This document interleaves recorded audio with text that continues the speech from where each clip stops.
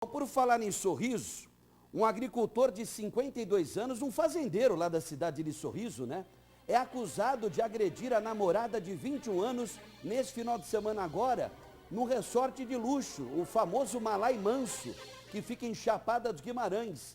Nós voltamos a falar agora com a repórter Luciana Gaviria, porque a informação que esse homem, que foi filmado, ele não apenas foi acusado pela namorada de agredir, ele aparece numa filmagem agredindo a namorada, né? E ele já teria inclusive feito a mesma coisa com a própria filha e até ameaçado a própria filha de morte. É isso mesmo, Luciana? Oi, Mota, é exatamente isso. O empresário e também produtor rural lá de Sorriso, Nédio Germiniani, de 52 anos, ele é acusado de espancar a namorada, já tem esse histórico, sim, de agressão, de violência doméstica e familiar. A Polícia Civil investigou o empresário e produtor rural em 2018, quando ele teria também ameaçado contra a vida da própria filha, que à época tinha 19 anos de idade. Não seria só a filha, não. Ele também teria ameaçado com um revólver, né, uma arma de fogo, uma pessoa do condomínio. Seria o segurança de um condomínio de luxo, também lá de Sorriso. A investigação ocorreu na época, mas ele desmentiu toda essa versão, toda a história da filha e também desse funcionário do condomínio. Pois bem, agora, neste último final de semana, mais uma vez, né, o produtor Nédio Germiniani se envolveu em um novo caso de agressão doméstica e familiar que aconteceu nesse resort de luxo. Era à noite ainda, não era tão madrugada assim. Ele e a namorada começaram a brigar, um hóspede acabou filmando a cena de pancadaria. É bem baixinho o áudio, mas a gente pode conseguir ouvir a namorada gritando, tentando se defender. E os hóspedes estavam estarrecidos, não acreditavam naquilo que eles estavam vendo. A vítima, a namorada, que tem apenas 21 anos, depois disse à polícia que passou momentos de terror e que pensou que ele iria matá-la. E não foi fácil, não, viu? Nem para os seguranças do resort, nem tampouco para a polícia fazer a prisão do produtor rural. Ele se negava a abrir a porta do bangalô. Foi necessário que um funcionário do resort levasse a chave, porque a filha também desse produtor tentou impedir a presença da polícia militar. Conclusão, todo mundo foi parar na delegacia de Chapada dos Guimarães, tanto a filha do produtor rural quanto ele. Agora, uma situação que é importante a gente ressaltar, o desfecho desta história, dessa sequência aí de agressão, onde a vítima relata que ficou com medo da morte. O produtor rural, ele foi preso em flagrante, foi autuado pela Lei Maria da Penha. E ele ficou de se apresentar à audiência de custódia nesta segunda-feira e assim já aconteceu. E olha só, ele não teve a prisão em flagrante convertida em prisão preventiva.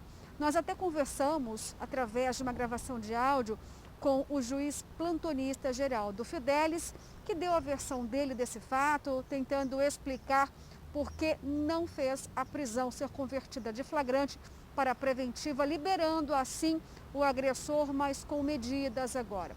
Vamos acompanhar esse áudio para que a gente possa entender a decisão. Quando a matéria que vem na audiência de custódia tem em sua natureza violência doméstica e familiar contra a mulher ou então contra a criança, as intenções tanto do representante do Ministério Público quanto do magistrado que está presidindo a audiência de custódia é muito redobrada. A atenção se volta de maneira assim total, porque nós conhecemos todas as situações que podem decorrer dessas circunstâncias. E não foi diferente na questão envolvendo aquele episódio acontecido no resort lá em Chapada. Ocorre que contou-se o fato, narrou-se o fato, grave por sinal, muito grave. No entanto, no depoimento mais importante, que é o depoimento da suposta vítima, ao final dele, ela fala de maneira precisa o seguinte, que no momento não tinha interesse em solicitar medidas protetivas de urgência, pois acredita que o esposo, o agressor no caso, não iria fazer nada contra a sua pessoa. Isso arrefeceu a possibilidade de o Ministério Público requerer medidas protetivas ou mesmo a prisão. E assim aconteceu. No dia do evento, quem estava trabalhando conosco é uma promotora conhecidíssima pela sua persistência, tenacidade na atuação em proteção à mulher vítima de violência doméstica familiar, que é a doutora Sazenazzi, promotora de justiça. E ela, apreciando os documentos trazidos no auto de prisão em flagrante, principalmente o depoimento da vítima, ela pediu a aplicação de medidas alternativas à prisão, no caso, monitoramento eletrônico do suposto agressor. E não pediu a prisão dele, a conversão da prisão preventiva, a conversão da prisão em flagrante em prisão preventiva, porque não tinha condições em razão dos elementos trazidos nos autos. Que nós não decidimos com a informação trazida na imprensa no dia seguinte. O momento no caso é o que foi nos autos. E o que veio nos autos foi isso, onde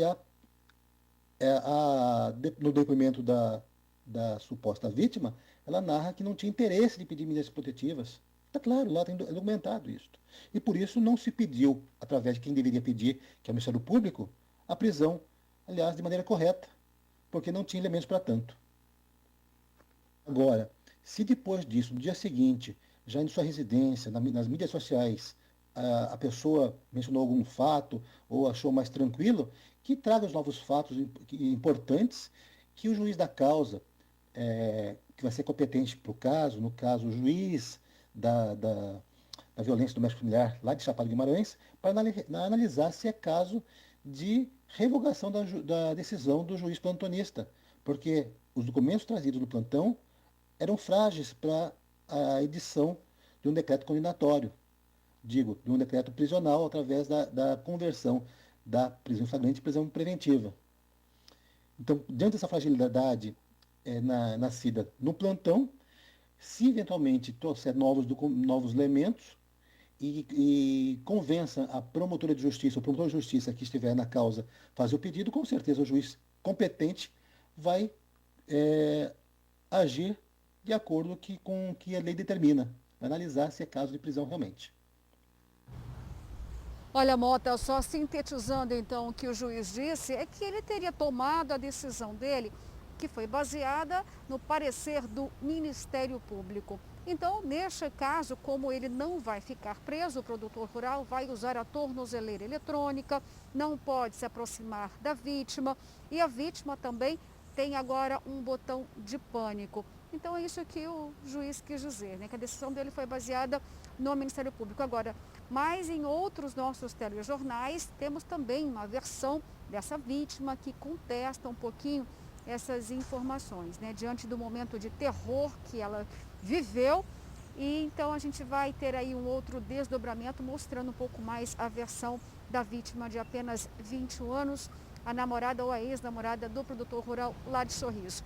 Eu volto com você aí no estúdio, Mota. Obrigado, Luciano. Obrigado também ao Valdeir Moraes.